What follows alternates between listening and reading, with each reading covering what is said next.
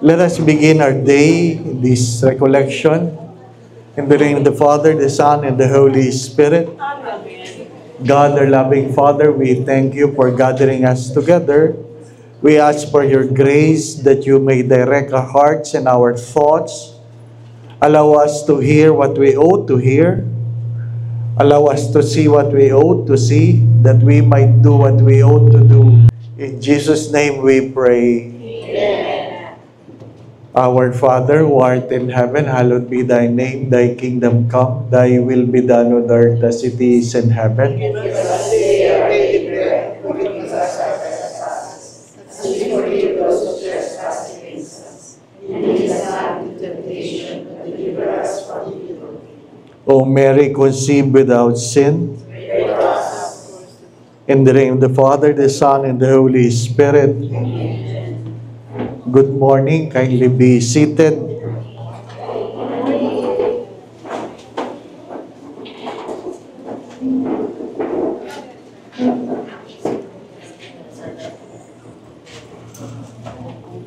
I was asked to talk about integrity. I do not know why. Since I came early this morning, I visited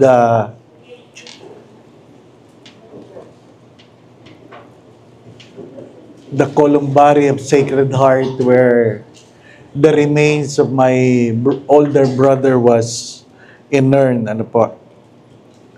And while praying, looking at the different names in the wall, well, someday all of us will just be a name. All of us will just be a name. That's why I always say this, and perhaps it sounds redundant already. Dumating tayong walang dala, aalis tayong walang dadalhin. Hari nawa, makapag-iwan tayo ng magandang alaala. Ano pa? Maraming umalis na maraming iniwan na alaala. At hindi lahat ng alaala ay maganda. Ano pa? Hindi lahat ng alaala ay maganda. I prepared 10 points perhaps to think about when you talk about integrity. Spencer Johnson said, integrity is telling myself the truth, and honesty is telling the truth to other people. Integrity is telling myself the truth, and honesty is telling the truth to other people. You know that the greatest lie we can do is to lie into ourselves. But we have to accept that at the end, everything will be revealed. Everything. Ang isa sa nakakatakot na kwento no ako ay lumalaki, sabi ng teacher ko, pag ikaw daw ay namatay, tatayo ka daw dyan at iproproject sa publiko ang iyong kasalanan. Ano po? It will be projected in the widescreen kung sino daw ho kayo. Ano po? At sabi niya, ihanda mo yung sarili kasi pati yung hindi alam ng tao, malalaman nila. My late spiritual director, Father Ben Carlos, would always remind me, you must be afraid of something you have been hiding that at the end will be revealed. And what is that? And what is that? Without integrity, it will be something that will be haunting you for the rest of your life. My dear friends, do not forget this because we always strive for a good reputation. And it is not bad to have a good reputation. But at the end, we will be judged by God by our character. A good reputation is the impression we have made to other people, but character is who we are. And that is integrity. That is integrity. We have to keep this in mind that we are under scrutiny, not by the people around us, but by the God who created us. Saint Ignatius of Loyola would always remind his students that every day when you pray, remember that you will stand before the judgment of God. And he would define sin as an attitude of shame rather than guilt. What's the difference between shame and guilt?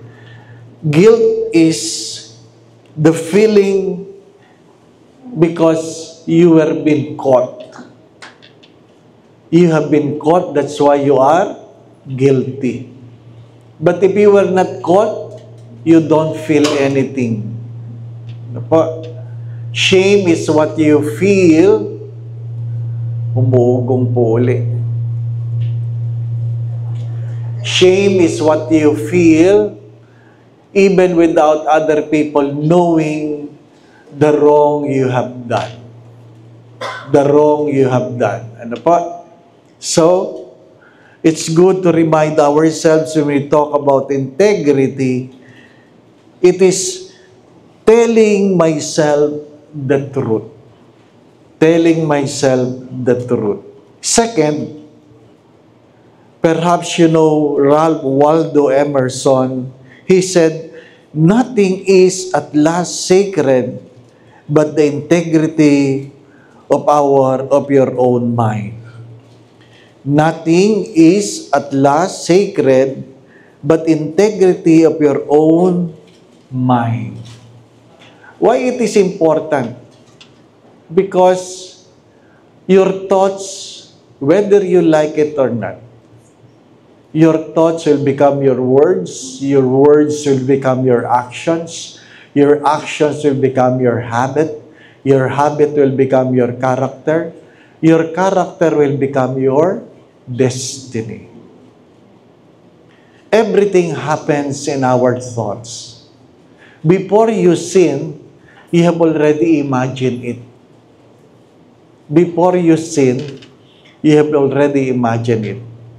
Before committing stealing, in your mind, you have already planned how to do it. Before committing adultery, you have already ritualized it in your mind. How are you going to do it? Before cheating in class, you have already imagined how you're gonna do it later. Everything starts with the mind. That's why we have to keep our mind pure. And even doing good things starts from the mind.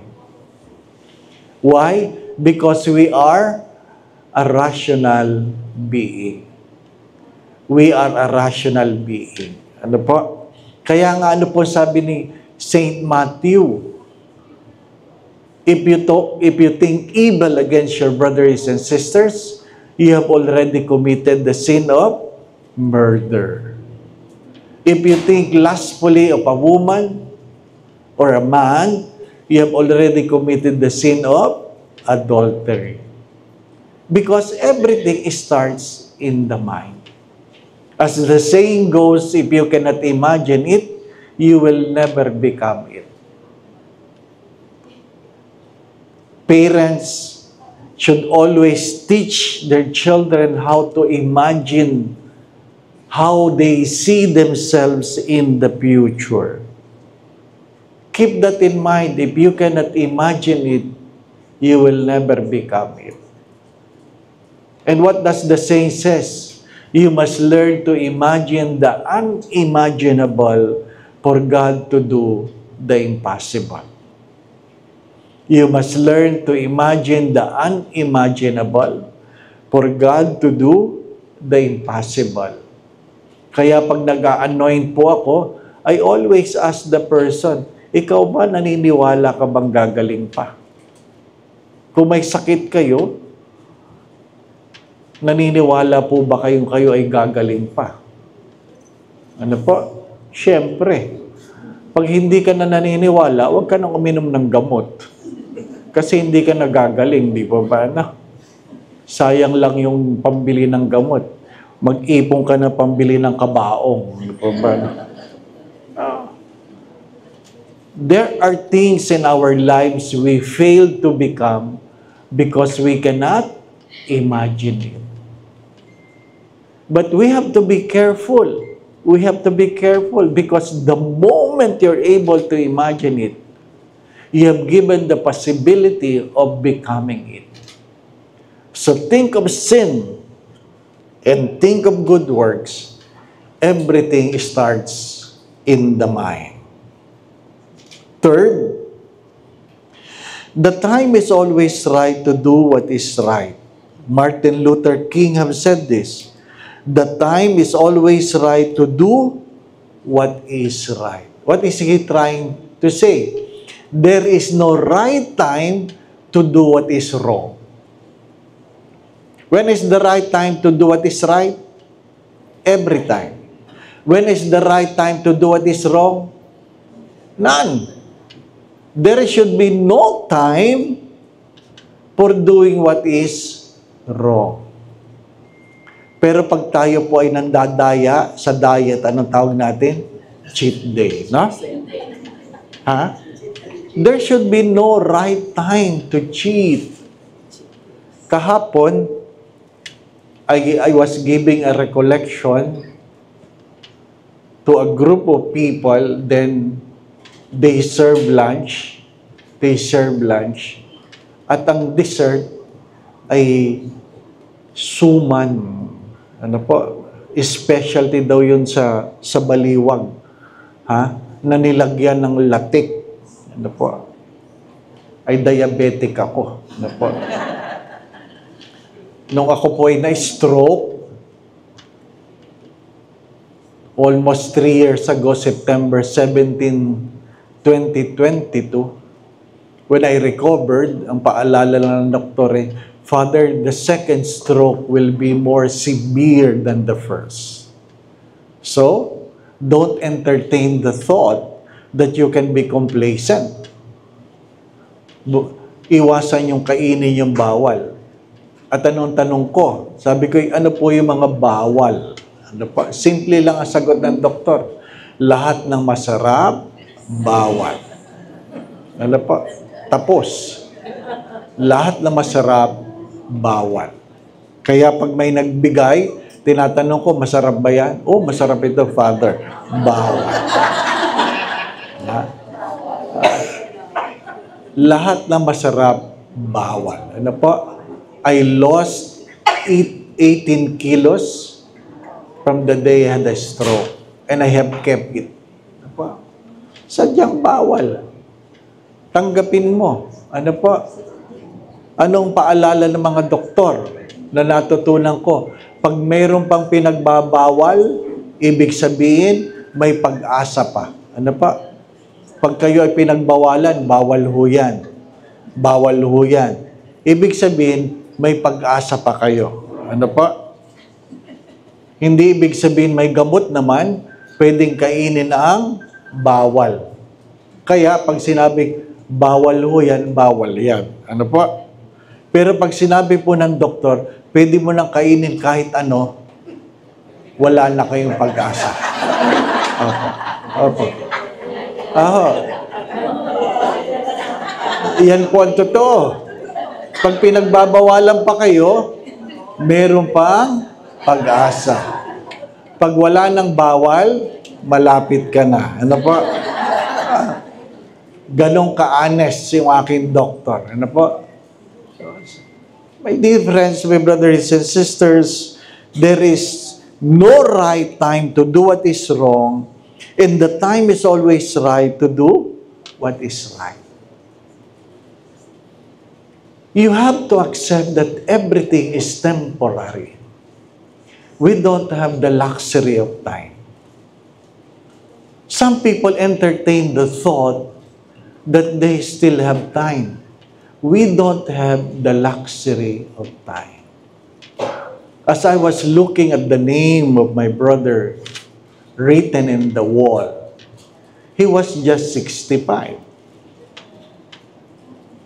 He was just 65. We lost him last February.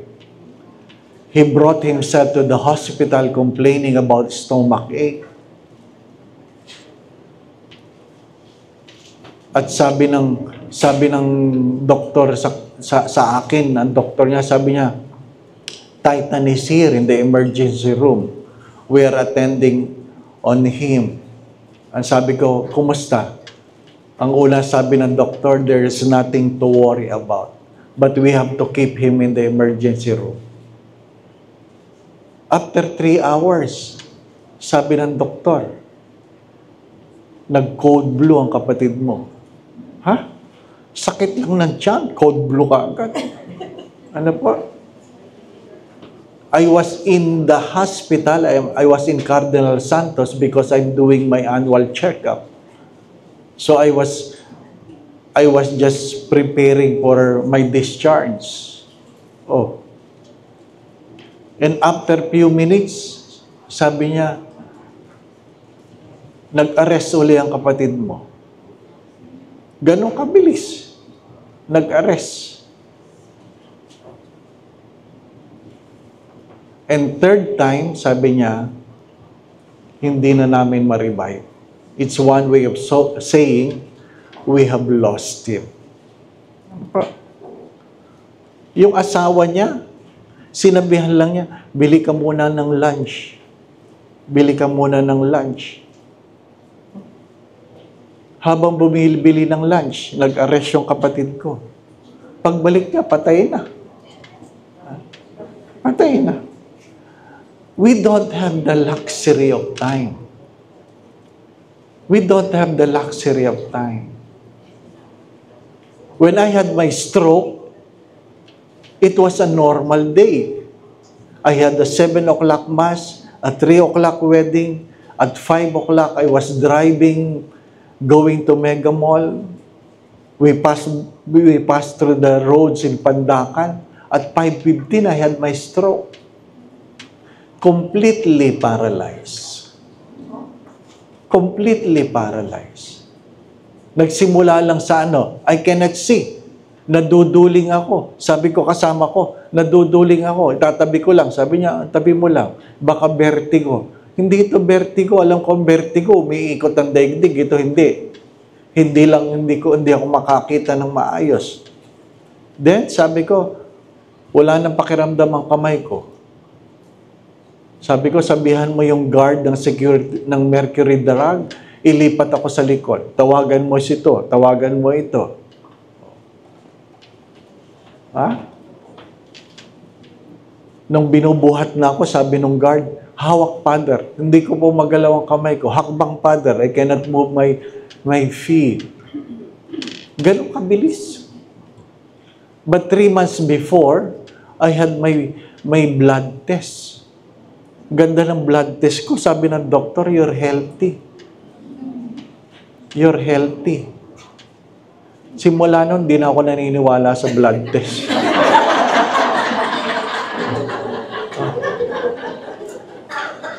Don't be too complacent. Don't be too complacent. Sometimes we are too complacent.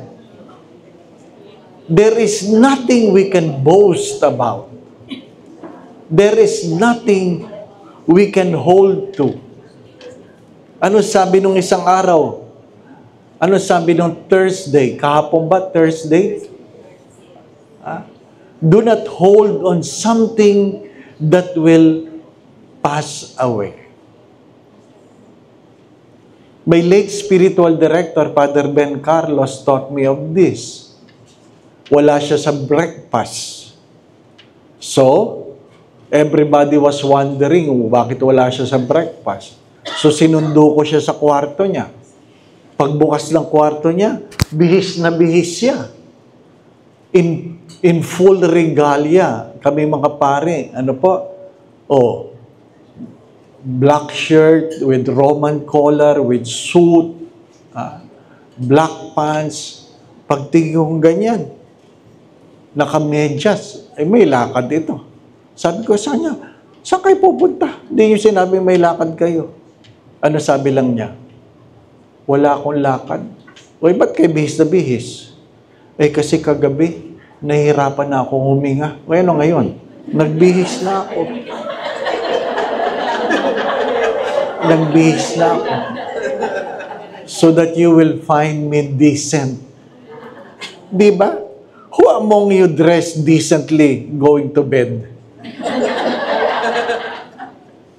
Meron ba? Do you dress decently because you are thinking it will be your last time? No. No. But that thing taught me something, that you must always be prepared. Maraming nagplano kagabi what they will do today, but they were unable to wake up. And truly I say to you, there will people who have been planning this morning what they are going to do tonight, and they will not make it. That's the reality. That's the reality. That's why Mother Teresa of Calcutta have said this: go home. Don't spend too much outside. Go home. Don't be too busy too much. Go home. Because someday you will not be able to go home. Someday you will not be able to go home. Either you die outside, or the people who are in your home will no longer be there when you go home. Your mother will not be there anymore. Your husband will not be there anymore. Your children will not be there anymore. Because we don't have the luxury of time. We don't have the luxury of time.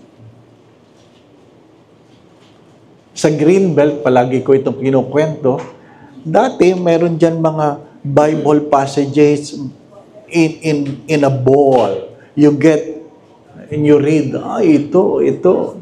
Pero may mga tao, kung pumili, kung kumuha ng Bible passages, 2, 3, 4,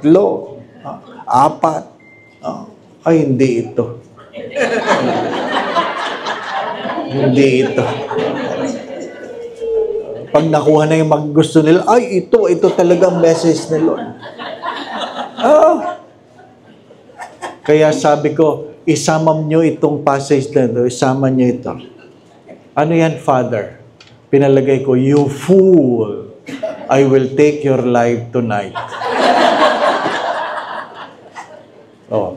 Simula nun, wala nang dumampot. Because you do not know. You do not know.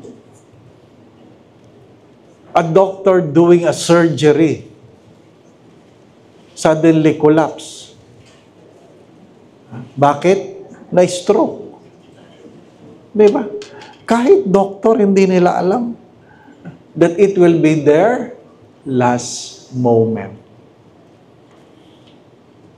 How we wish, kami mga pari, nagkukwentuhan kami, how we wish we died celebrating the Eucharist. Kasi maganda, di po ba? Na? Habang nagmimisa ka, tinataas mo yung osya.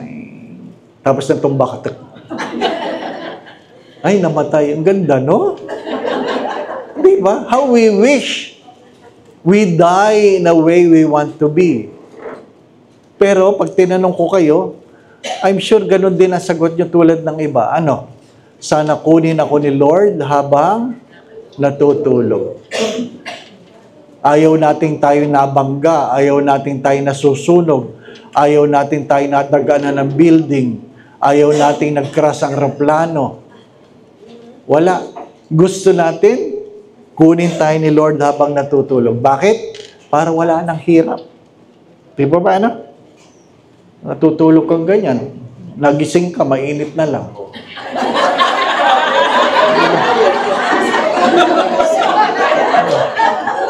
ba? At least, impyerno ka, di ba ba? Kasi feeling natin, langit tayo palagi, di ba ba? Seriously.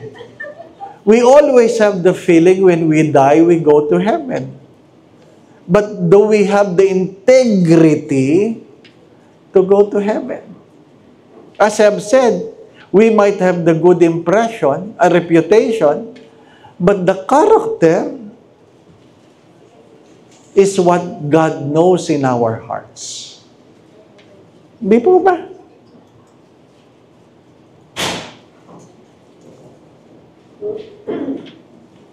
Richard Buckminster Fuller said, integrity is the essence of everything successful.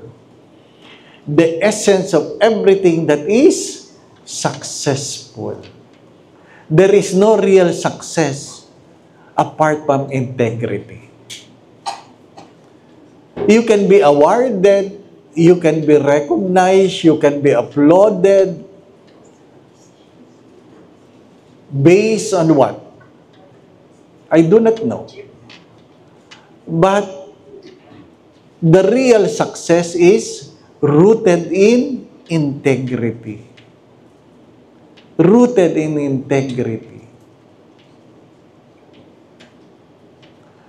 Mahirap yung palagi tayong pinupuri. Kasi baka maniwala tayo na totoo. Opo. Mahirap yun. Mahirap yung wala kayong kaaway. Mahirap yung walang nagagalit sa inyo. Ano po? Kasi baka maniwala kayong totoo. Walang perpekto sa atin. The moment we entertain the thought that we are doing well, then we stop to scrutinize ourselves and we stop trying to become the better person we ought to be. What is the biggest room in this world? The room for improvement. Kaya pag ikaw ay pinupuri na palagi, ayaw mo nang mag-improve kasi feeling mo, okay ka na. Di po ba, ano? There's always a room for improvement. You are still alive, I'm still alive because there is so much to be done. There is so much to be done within ourselves, not outside of ourselves. Yung sinasabi, uy, buhay ka pa. Ay, may gagawin pa yan. Hindi sa mundo, kundi sa pagkatao. Keep that in mind. Hindi sa mundo, kundi sa pagkatao. I always ask them this question, and I still haven't got a good answer. And what is that? And what is that? Sincerely, have you asked the question, why have you been spared from the pandemic? Why have you been spared from the pandemic? Hello? Seriously? Seriously? You have friends who pass away. Maybe some of you, some of your relatives have passed away because of COVID. Kahapon sa misa, nasa table ko yung mga pangalan ng mga pumanaw sa pamilya nila. Sabi ko, nagsabay-sabay ito. Nagsabay-sabay. It's good to ask ourselves why we have been spared from the COVID. And how many of you have been grateful that you have been spared? Not all people have been grateful. Some people have complained, but hindi kaya ako kinuha? Di ba, ano? Ba't kaya hindi kinuha ang asawa ko?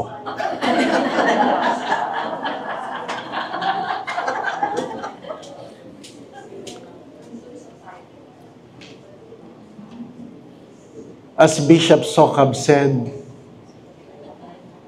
life is a gift, and sometimes death is a mystery that you cannot really fathom. But seriously, I would sincerely recommend to you that take time to be alone. Some people are so afraid to be alone. Some people are so afraid in a quiet place because they are afraid to hear something they don't want to hear. Kaya maingay ang mga tao. Maingay. Kahit sa misa, maingay. Totoo po yan. Maingay sila. Bakit? Takot silang marinig ang mga bagay na kailangan nilang marinig. Kaya mahalaga po yun na pinagdadasal natin sa dinami-dami ng ating pinapakinggan. Nawa ay marinig ko ang dapat kong marinig. Makita ko ang dapat kong makita. Because there are things in front of us that we have failed to see what God wants us to see. Why was the rich man in yesterday's gospel went to hell? Is it because he was rich? No. It is out of neglect. Out of neglect. When we are too comfortable, we forget the things we ought to do. It is good that we have something to eat. But do you know that when you have so much to eat, you begin to hunger no longer of food, but of other things. Like what, Father? You begin to eat for the sake of what? Pride. You begin to eat for the sake of pride. For the sake of status quo. No longer about food. Dito tayo kumain. Bakit? Sikat ang mga kumakain dito. Totoo yan. Hindi naman ganun kasarap yung pagkain. Ang mahal nga eh. Pero gusto mo doon ka kumakain kasi ang mga kumakain doon ay sikat. Di ba? Mayayaman lang kumakain dito, kumain tayo. Yung mga nakarating, mukha naman mga nakarating na kayo sa Europe, di po ba? Ano? Ang mahal ng kape. Pero, pag nagkape ka sa labas, mas mahal. Hindi man nagbago ang lasa ng kape. Oo. Pag nagkape ka sa tabi ng kalsada, ang kape mo mas mahal kumpara sa loob ng restaurant. Why? Because you are being seen, not working. You are seen just sipping coffee. It means you don't have to worry about money. Diba? Yun ang akala nila. Kaya nga, ang tagal mong hinihigop ang kape kasi sabi mo, ang mahal nito, ang mahal.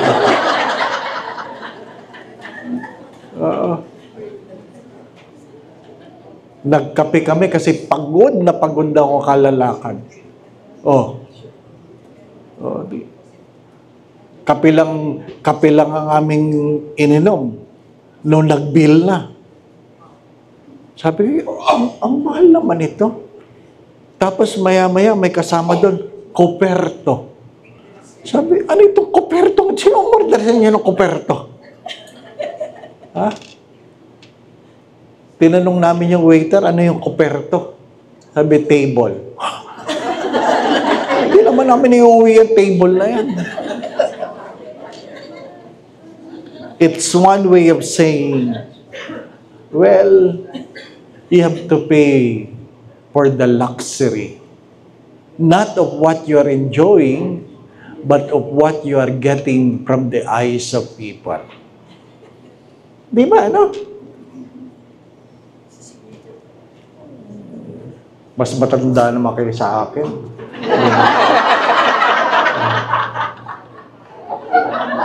What I'm trying to say, during those times when you were growing, pag nakakita ka ng pantalo na butas, mahirap ka.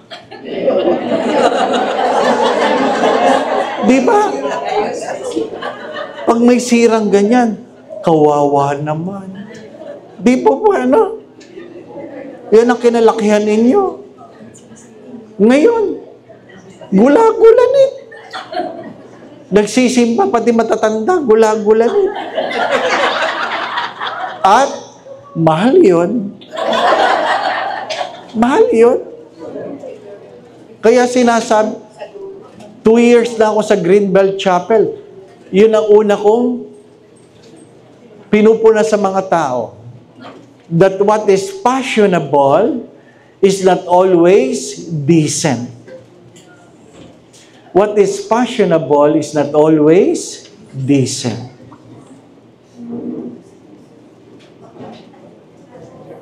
Sa mga panahon ninyo, pag tumaas yung damit na ganun, kita ang pusod.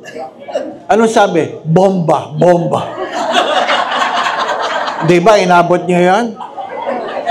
Bomba agad yung bomba. Tapos nauso yung hangin.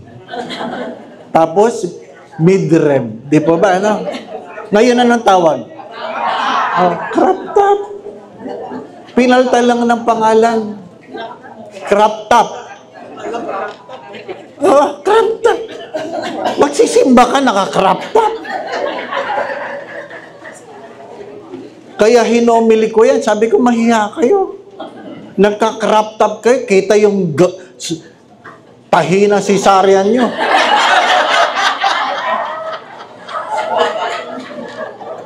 We have lost integrity.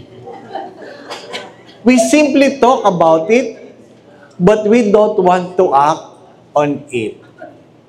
Diba, no? We don't want to act on it. You laugh at it.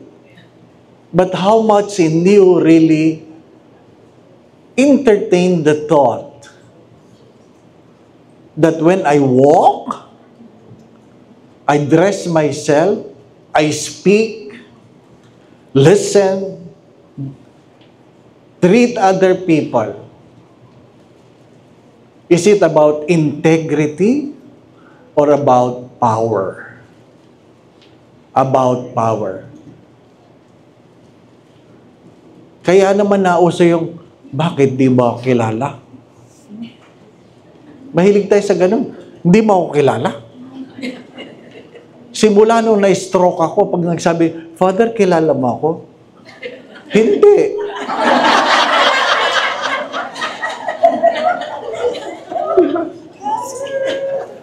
Why? Why we have to lie? I'm sorry. Ano pa? Sometimes I lied before.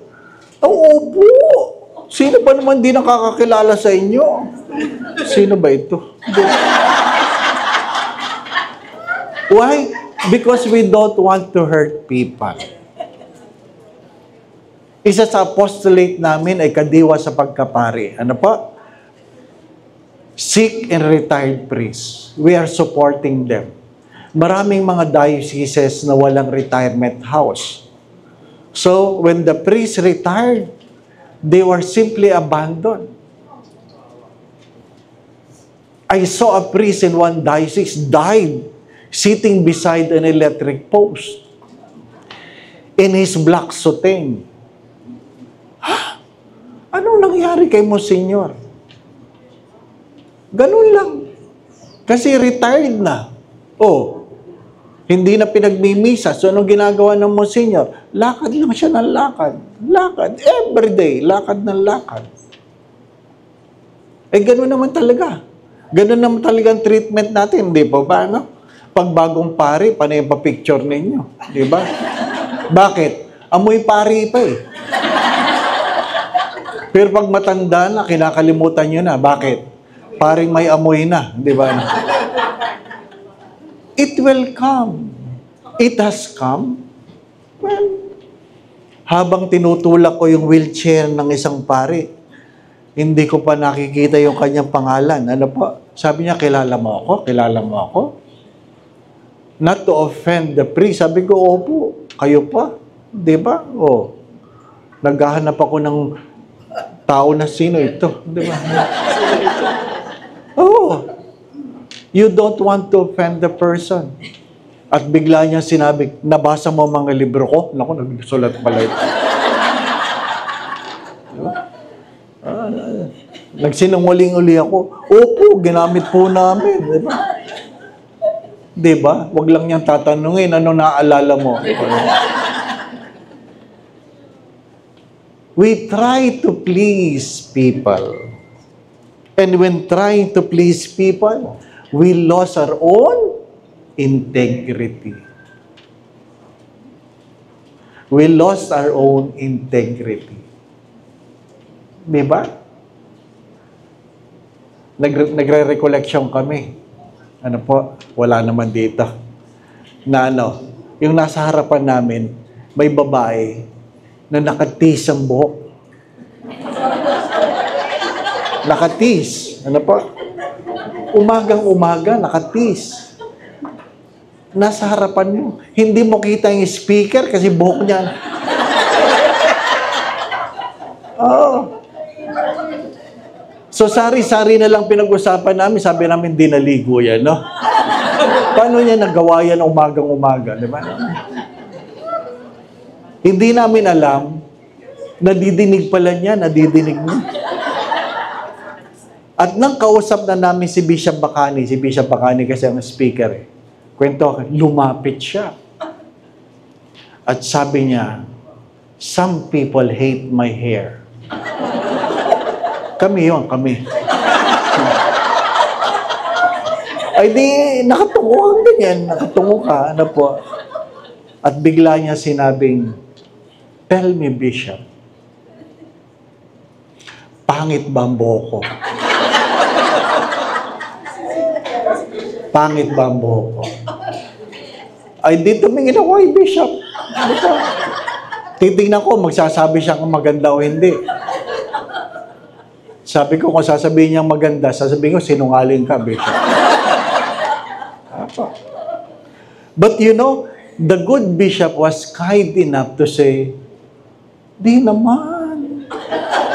Ano masasabi niya, Bishop, sa buko? Sabi ni Bishop, unique. Unique. Hindi niya masabing pangit, unique. Kaya pag kayo tinanong, uy, kumusta damit ko? Pag sinabi unique, pangit yan, pangit. Tandaan niyo yan. Pag sinabi, kumusta ang buhok ko? Unique. Pangit yan, pangit.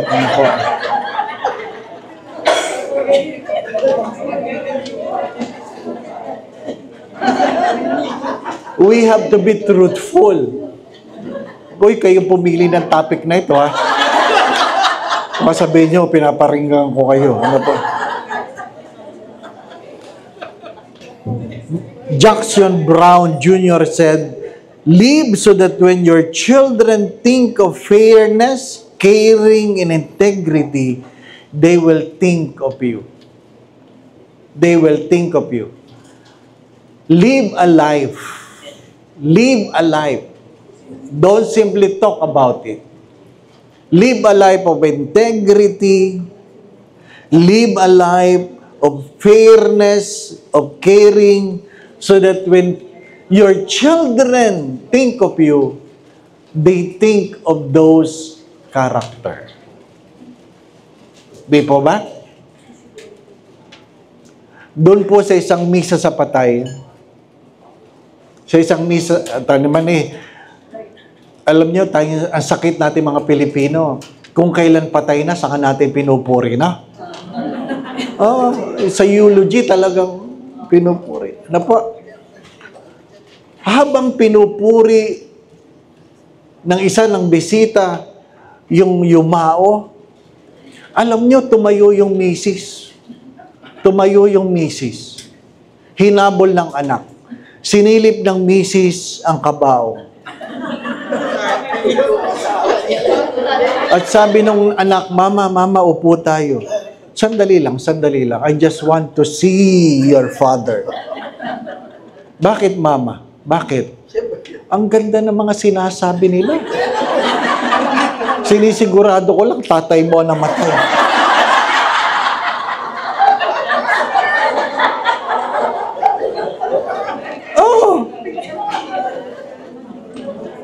If you read the book of Stephen Covey's 7 Habits of Highly Effective People, nakalagay po doon, if there were 3 people who will speak in your funeral, your children, your spouse, and associate, what do you think they will say about you? Palagi maganda, no? Palagi maganda. At pagkatapos nun, mangumpisal yun, di ba ba?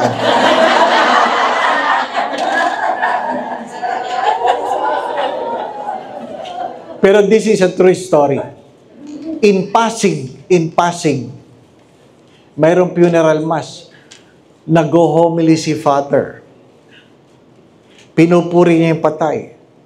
Kung gaano kabuting asawa. During the homily, a family entered the church. Second family entered the church. Ni hindi alam ng unang pamilya na meron siyang pangalawang pamilya. Kiniklaim, hindi sira ngayon ang homily ni Father. Sira ang homily ni Father kasi ang ganda ng mga sinabi niya tungkol sa lalaki. And what is the worst? The worst is there was another family came.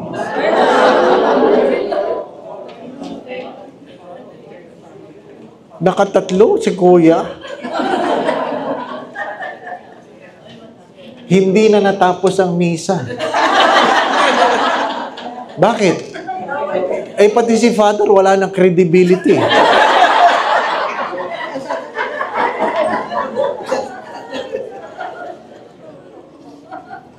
This is a real story in Pasig. Kaya, magandang aral yun sa mga pari. Huwag mong pupurihin talaga yung patay kung hindi mo kilala.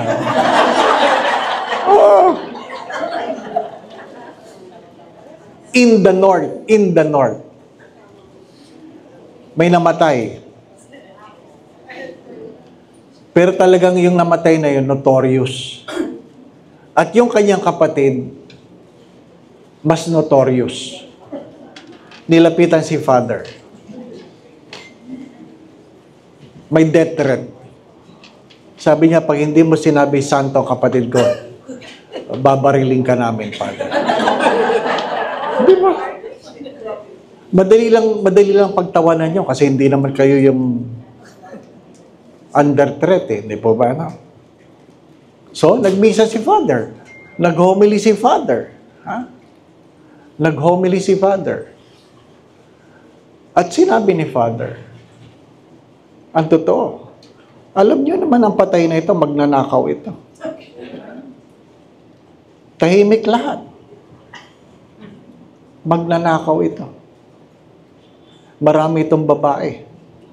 Involved ito sa drugs. Involved ito sa smuggling. Inisa-isa niya ang kasalanan ng patay. Ganon katapang si Father. Ano pa? Pero, sa lahat ng kanyang mga kasalanan, ano request ng kapatid? Sa lahat ng kasalanan niya, santo siya kumpara sa kapatid niya.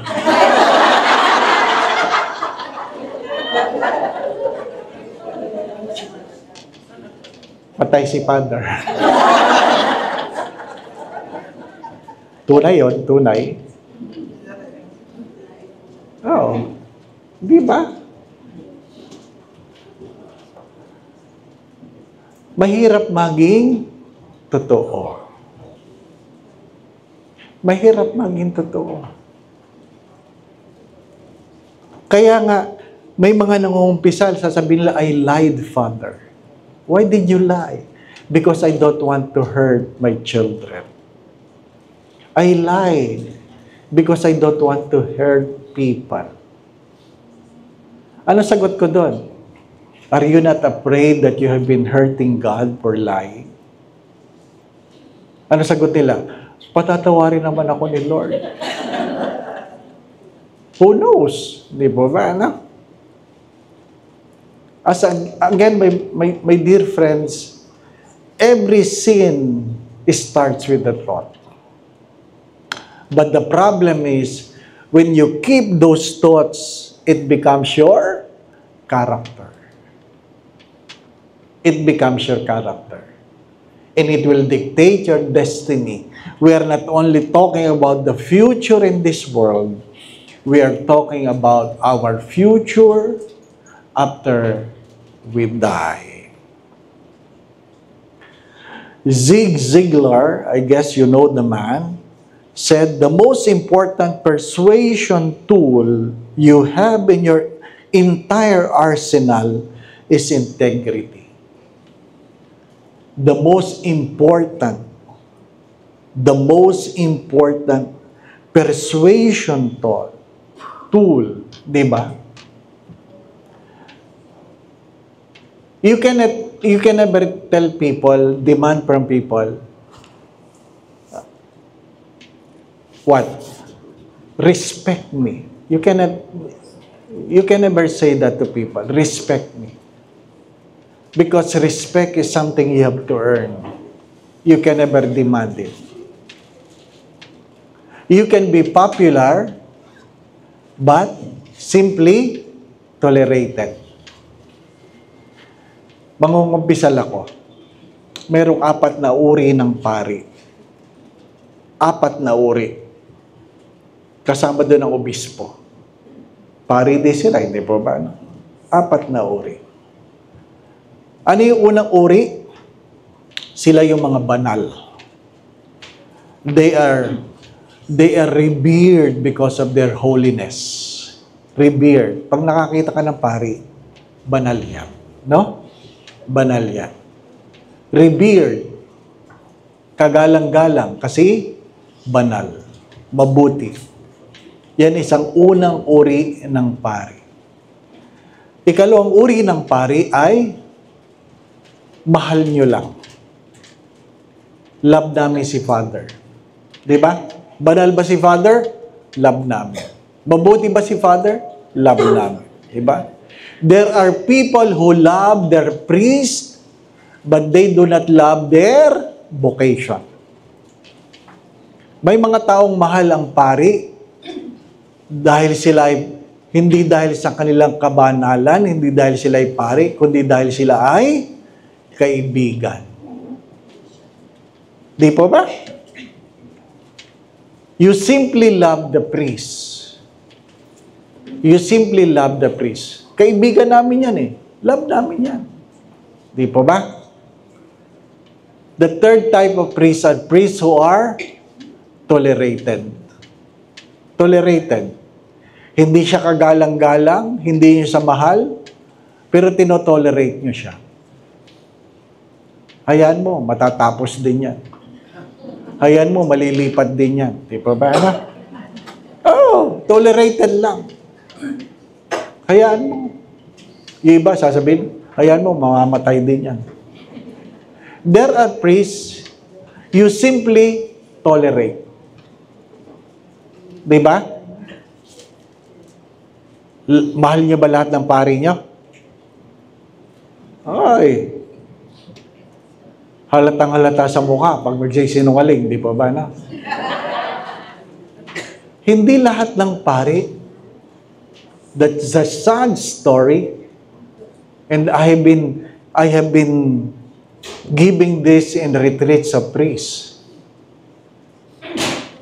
making them realize that when people talk to you, some of them revered you, some of them love you, some of them simply tolerated you.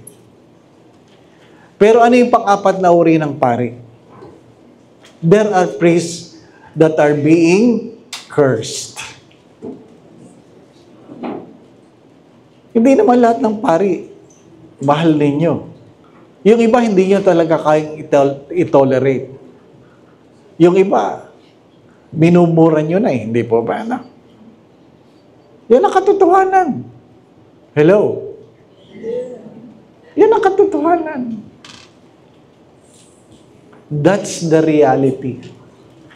And that is the humanity of the church. That's the humanity of the church. We have to accept. And there must be reason why they are revered. There must be reason why they are loved and appreciated. There must be reason they are simply tolerated. And of course, there were reasons why they are being cursed. But you have to accept not all priests that are being cursed are bad. Some of them are authentic and true. You curse them because they have said to you what you ought to hear. What you ought to hear. Kaya nga, sabi, kapag walang nagagalit sa iyo, baka wala ka pang sinasabing totoo. Magandang pagnilayan yun. Kung walang nagagalit sa iyo, baka wala ka pang nasasabing totoo. Ay, maganda rin yun, di po ba? Ano? Pero huwag kayong masyadong kampante dahil pag maraming galit sa inyo, ay baka talagang masama kayo. Di ba? Baka talagang palaaway kayo, di po ba? Ano? Bago magkasakit ang Santo Papa, sabi niya, in this Lent, learn to smile at people you have difficulty dealing with. Sadyang may mga taong mahirap pakisamahan. Di po ba, no? Ngitian mo na lang, ngitian mo na lang. So, rather than being affected by him or her, simply smile. Be generous. Smile to people you find it difficult to deal with. Oh, di ba? O, ngitian. Ngayon, ang babantayan mo, pag maraming nakangiti sa'yo palagi, baka ikaw yung mahirap pakisamahan, no? Di ba? Aba, maganda rin naman pagnilayan yun. Maganda din naman pagnilayan yun. Saint Ignatius of Loyola have said this, the four simplest formula about conversion is aware, name, claim, decide. Aware, name, claim, decide. You must be aware of who you are. Be aware of who you are. Are you aware of your intonations, of your thoughts, of your words? Are you aware? Meron po akong English Bulldog. Ano po? Alaga ko. Yan po ang kasama ko sa kwarto. Ano po? Sabi nila, bakit yan kinuha mong aso? Ano po? Ay kasi tamad na ako eh. Ano po? Ang isa sa karakteristik ng English Bulldog ay 16 hours sleep.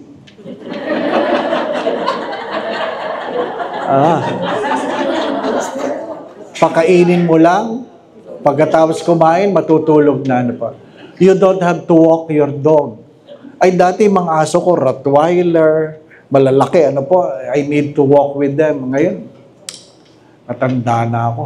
Ano po? So I just want to have a dog to accompany me, di ba? At minsan, yun lang naman nakikinig sa'yo ng maayos. So, di ba? Kausap mo yan, nagkukwento ka, nakikinig siya sa'yo. No? Hindi naman masama yun. It's not bad to talk to your dog. No? Psychologically, it's good. No? You talk to your dog. No? You can express everything to your dog. Ganun lang. Ang masama, pag sumagot yung aso. Diba? Pero, bakit mahal na mahal ko yung aso ko? Twice. Ginising ako nung aso ko. Pinipilit niyang abutin yung bed. Ginising niya ako. Twice. When I check my blood sugar, nag-high po ako. Twice. 60 ang blood sugar ko.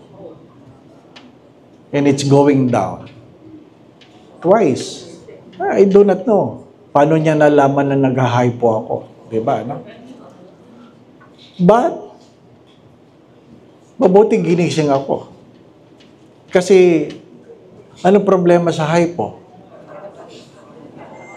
Baka tuloy-tuloy na, di ba ba? Ano? Kaya, love na love ko yun. Ano po? Kahit gaano kahimbing ang tulog niya, ginising niya ako. Di ba? Ano? Oo. Ginastosan ko yun kasi ang lakas na maghilik eh. Pag masarap ang tulog niya, ako ang hindi makatulog kasi ang lakas ng hilik eh, hindi ba? Minsan, binibidyo ko kasi naiinggit ako na ang lakas ng hilik. Ano po? Ginastosan ko yan dahil kailangang operahan ng ilong. Pango eh, pango. Oh. Pina-no-sleep ko. Oh. Bakit? Ano sabi ng doktor? Eh, Father, dahil nahihirapan siya huminga, later on, baka magkaroon ng sakit sa puso. Oh. Can you imagine? Gastusan mo ng ganong kamahal yung aso mo. Tinitingnan ko, wala nga akong anak, ito naman.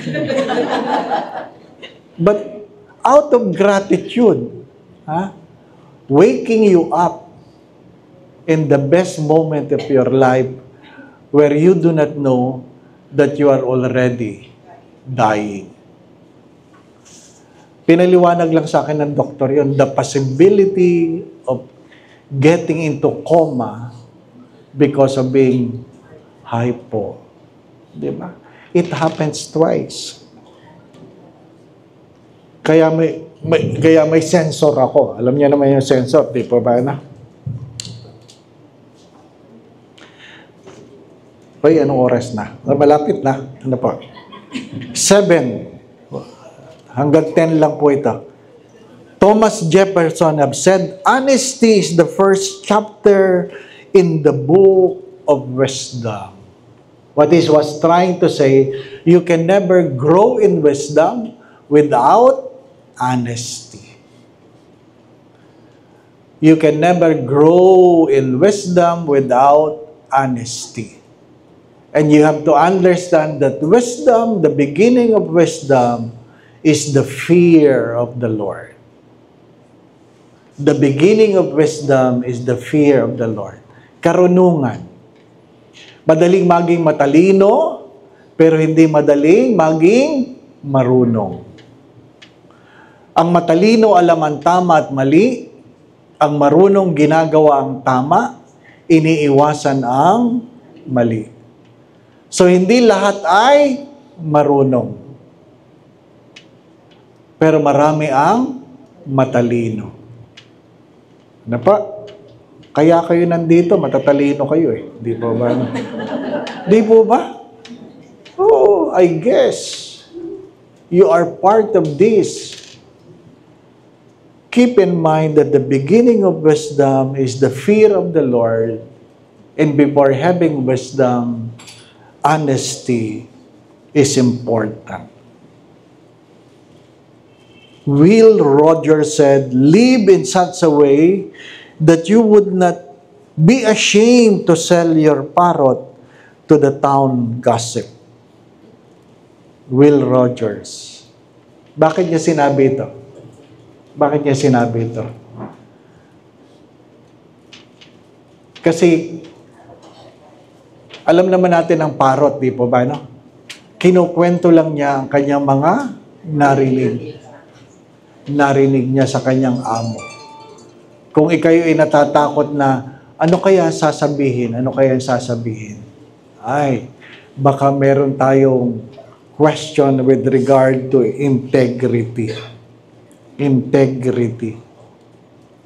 Albert Camus said, integrity has no need of rules. Integrity has no need of rules. Yung mga taong malinis ang kalooban, may integridad, hindi mo kailangan niyang bantayan. Di po ba? Bakit? Hindi yan mangungupit. Hindi yan magsisinungaling. Hindi yan mandadaya. Hindi yan mandadaya. Kasi alam nila na hindi nila ipagpapalit ang kanilang kaluluwa sa anumang meron ng mundong ito. Di po ba? Pero huwag niyo kakalimutan, ha? Baka nakakalimutan niyo. Hindi madali ito. Madali lang itong pag-usapan, pero mahirap itong isabuhay. I guess alam niyo na yung kwento ng isang pari sa Quiapo na nagpapakumpisal siya. Ano po? Nagpapakumpisal. At sabi ng isang penitent, "Bless me, Father, for I have sinned."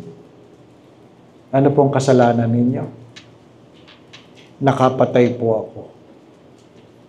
Anong ginawa mo? Binaril ko, Father. Nasaan ang baril? Hawak ko po.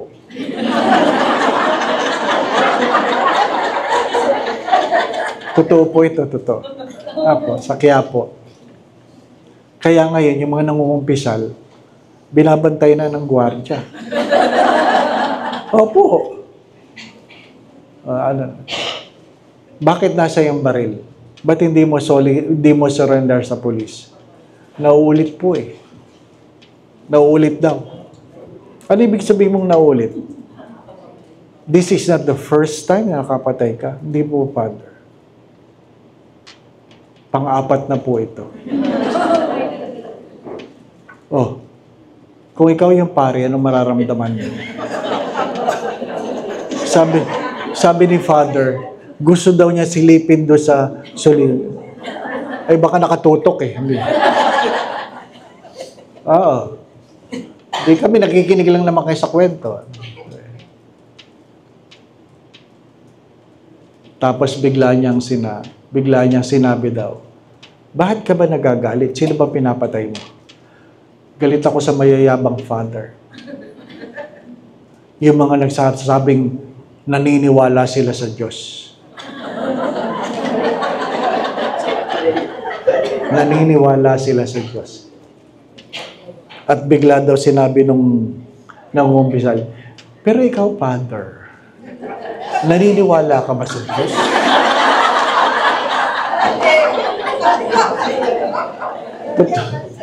Totoo ito, totoo. Ay, di nakapalibot kami ganyan. Siyempre, excited ka. At merong isang obispong kasama doon sa kwentuhan. At sabi ng obispo, ano sabi mo? Ano sabi mo? Nahiya si Father, sabi niya, Bishop, patawarin mo ako. Ay, ano nga sinabi mo? Ay, nung tinanong po niyang, naniniwala ka ba sa Diyos? Niisip ko, nakatutok yung baril, Bishop. Ay, ano nga sinabi mo? Hindi sabi ko po, well, paminsan-minsan.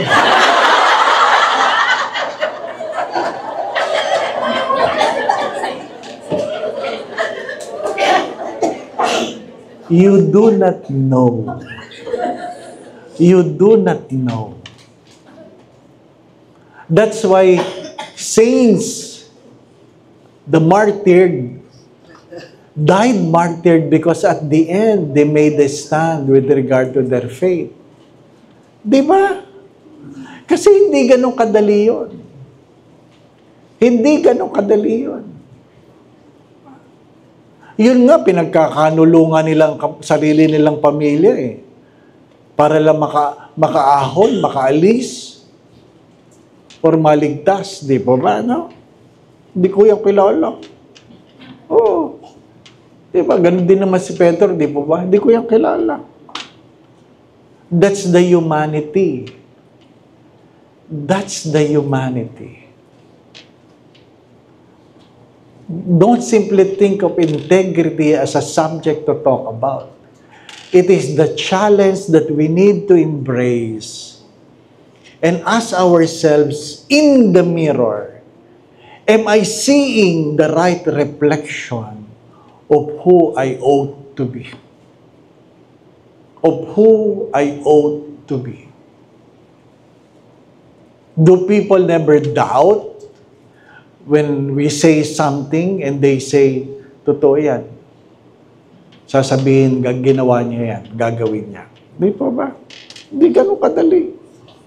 Hindi ganun kadali.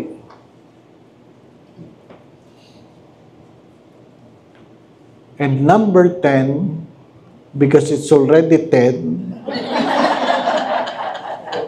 Thomas Paine have said, character is much easier kept than recovered. And that is the last point I would like to share. Character is much easier kept than recovered. Because the moment you lose it, it will be much, much, much difficult to regain it again. Di po ba? Pag nakuha mo ang tiwala at sinira mo, sa palagay mo, makukuha mo ulit ang tiwala? Hindi na. Kung makukuha mo man, mas mahirap na. Hindi ganun kadali. Ano sabi ko? If you lose money, you lose nothing. If you lose your health, you lose something. But if you lose your character, you have lost everything. When you talk about integrity, keep that in mind. If you lose money, you lose nothing. If you lose your health, you lose something. But if you lose your character, you have lost everything. And when you talk about character, do not forget, it is not simply about talent. It's about integrity. It's about integrity. Anong sabi nila noong unang panahon? Anak, huwag mong dudungisan ang ating mga pangalan. Ayaw kong naglalakad sa kalsada na may tae sa ulo. Nadinig niyo ba yan? Yes. Life is short. Life is short. We can easily gain people who praise us. Because praises can easily be bought. Madali lang bilhin yung mga papuri. Pero ang integridad ay isang uri ng pamumuhay. Ano pa? We will have a few minutes break, then we will have the Eucharist. Ano pa? Ilang minutes po? 15 minutes. 15 minutes break. Ano po? Thank you po. See you at 10:50 for our Eucharist.